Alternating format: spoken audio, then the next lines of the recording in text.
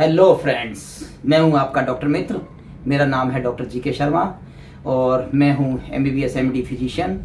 मैं काफ़ी लंबे टाइम से प्रैक्टिस कर रहा हूं और मैंने जो यूट्यूब चैनल बनाया है इसका नाम है डॉक्टर मित्र।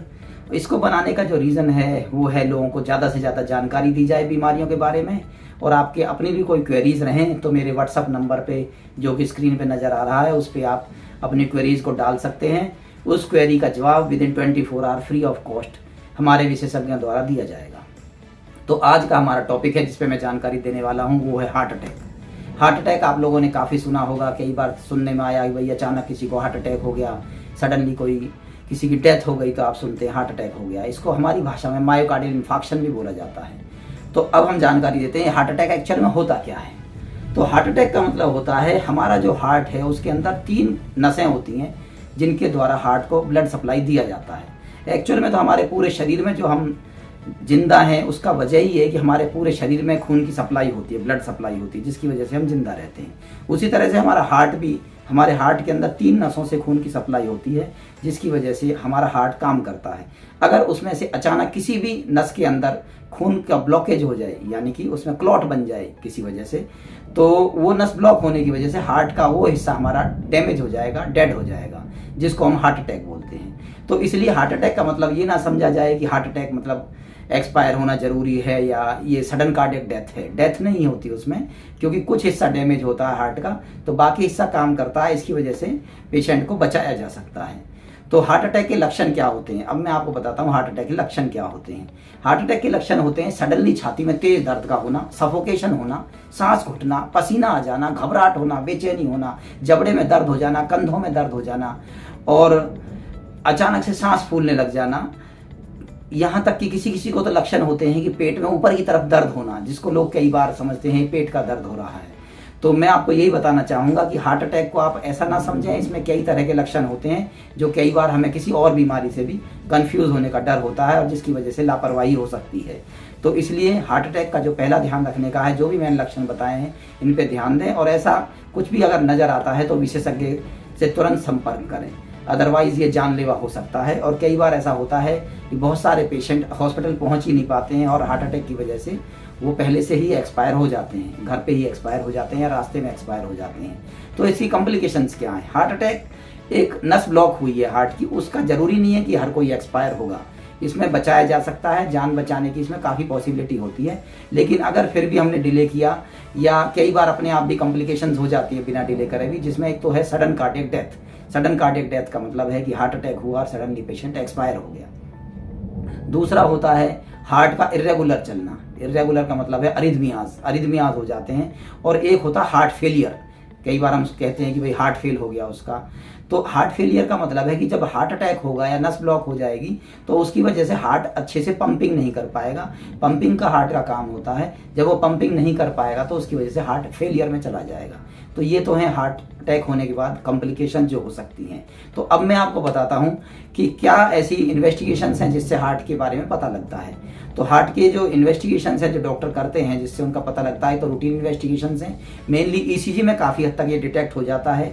इसके कुछ कार्डियक एंजाइम्स होते हैं, वो भी डॉक्टर टेस्ट करते हैं। और इसके लक्षण, इन 3 चीज़ों के बेस पे मेनली ये डिसीजन किया जाता है कि हार्ट अटैक हुआ है। बाकी और भी टेस्ट हैं जिसमें इकोकार्डियोग्राफी करना और एंजियोग्राफी। अगर डॉक्टर को बहुत ज़्यादा सस्पिशन है हार्ट अटैक का तो वो एंजियोग्राफी करते हैं, जिसके बारे में आजकल काफ़ी लोग जानते हैं कि एंजियोग्राफी क्या होती है।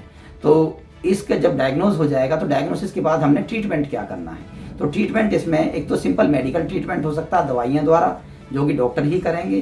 पेशेंट ने अपने आप नहीं कुछ ट्रीटमेंट करना है, विशेषज्ञ के पास तुरंत पहुंचना है। दूसरा है अगर मेडिकल ट्रीटमेंट से हमें डॉक्टर को लगता है कि भाई मेडिकल ट्रीटमेंट के साथ साथ एंजियोग्राफी करके एंजियोप्लास्टी की जरूरत है, यानी कि स्टेंट का डालना, तो जहाँ ऐसी रिक्वायरमेंट हो स्टेंटिंग जरूर करानी चाहिए। और एक होता है बाईपास सर्जरी। कभी कभी ट्रिपल वेसल डिजीज होने की वजह से जब सारी नसें ब्लॉक हो जाती हैं और हमें लगता है कि उसमें स्टेंट डालना फीजिबल नहीं है या नहीं डाला जा सकता, तो उसमें बाईपास सर्जरी भी करनी पड़ सकती है। तो ये हो गया इसका इलाज। और अब मैं बताने वाला हूँ इसका कारण क्या होता है हार्ट अटैक का। तो हार्ट अटैक के जो कारण हैं मेनली होते क्यों हैं। हार्ट अटैक के होने के मेन रीज़न है कि हमारी हार्ट की नसें कमज़ोर पड़ती हैं। किस वजह से कमज़ोर पड़ती हैं, जैसे एक्सरसाइज का ना करना, लोग एक्सरसाइज नहीं करते हैं, दिनचर्या अच्छी नहीं होती है, शरीर में कोलेस्ट्रॉल की मात्रा ज़्यादा बढ़ जाना, यानी कि ओबेसिटी जो लोगों को होती है उनका कोलेस्ट्रॉल ज़्यादा है, वैसे नॉर्मल लोगों का भी कोलेस्ट्रॉल कई बार बहुत ज़्यादा पाया जाता है। दूसरा, आजकल का खान पान में नमक का, चिकनाई का सेवन ज़्यादा करना, फास्ट फूड का इस्तेमाल ज़्यादा करना और टाइम बे टाइम खाना, ये एक वजह है। और एक वजह है स्ट्रेस। जैसा आप कई बार देखोगे कि सडनली एक अच्छा खासा इंसान एक्सरसाइज करता हुआ कोलैप्स कर जाता है, या कई बार नाचते हुए गाते हुए, कई तरह के ऐसे लोग आपने वीडियोस देखे होंगे जिसमें सडनली कोई कोलैप्स कर जाता है। तो उसकी वजह होती है स्ट्रेस, भी उसकी एक वजह है।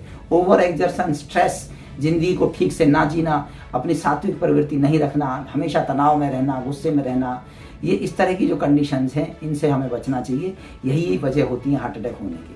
तो अब मैं बताता हूँ बचाव के बारे में। तो बचाव ये है कि किसी भी एक नॉर्मल इंसान को रेगुलरली अपने शरीर की एक्सरसाइज का ध्यान रखना चाहिए। कम से कम 1 घंटा डेली एक्सरसाइज करनी चाहिए, चाहे बच्चा हो, बड़ा हो या बूढ़ा हो, किसी भी उम्र का इंसान हो, लेडीज़ हो चाहे जेंट्स हो, एक्सरसाइज बहुत ही ज़्यादा ज़रूरी है। उम्र के मुताबिक एक्सरसाइज की जाए और अपने डॉक्टर से, जो आपके मिलने वाले कोई भी फिजिशियंस हैं, उनसे जानकारी लें कि हमें क्या एक्सरसाइज करनी है। दूसरा है नमक का इस्तेमाल कम रखना खान पान में। अगर आपका बीपी ज़्यादा रहता है, नमक का इस्तेमाल करें।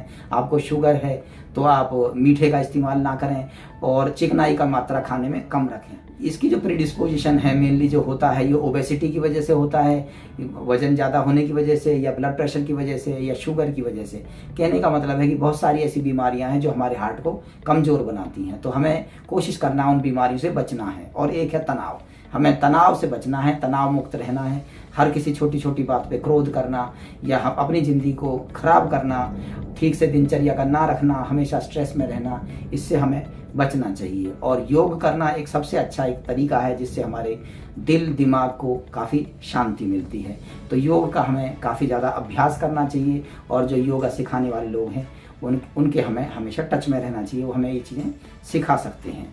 तो अब मैं आपको बताने वाला हूँ कि अगर किसी को हार्ट अटैक हो जाता है, मान लो आपने सब कुछ किया, सारा ध्यान रखा और आपको अचानक हार्ट अटैक हो जाता है और वहाँ पे अटेंडेंट हैं, जो परिजन हैं, वो देखते हैं कि हमारा मरीज सडनली इस तरह के लक्षण बताता है जो लक्षण मैंने अभी बताए हैं, तो आपको पहली बात तो ये है कि छाती में किसी भी तरह का दर्द का होना या इस तरह के जो लक्षण मैंने आपको बताए हैं, इनको कभी हल्के में ना लें या आसपास से केवल पेन किलर खा के या दर्द की दवाइयाँ खा के काम ना चलाएं। ये काफ़ी घातक हो सकता है।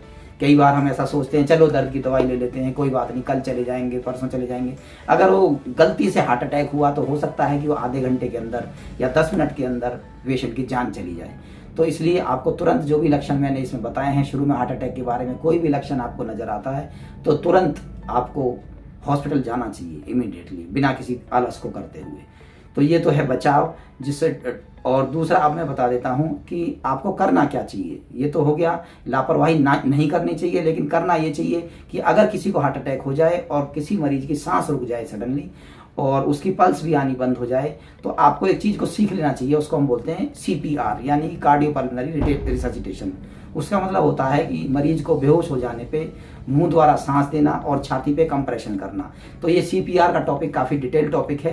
मैं अगला एक वीडियो बनाऊंगा जिसमें मैं CPR के बारे में जानकारी दूंगा, जिसमें बताया जाएगा कि अगर अचानक से किसी इंसान को छाती में दर्द हो या कोई और वजह हो या बिजली का करंट लग जाए या एक्सीडेंट हो जाए और सडनली उसका सांस रुक जाए या हार्ट रुक जाए या कार्डियक अरेस्ट हम जिसको कह सकते हैं, कार्डियक अरेस्ट हो, तो आपको CPR किस तरह से करना है इसकी जानकारी मैं अगली वीडियो में दूंगा, क्योंकि एक वीडियो में सारे टॉपिक्स को कवर करना इतना आसान नहीं है।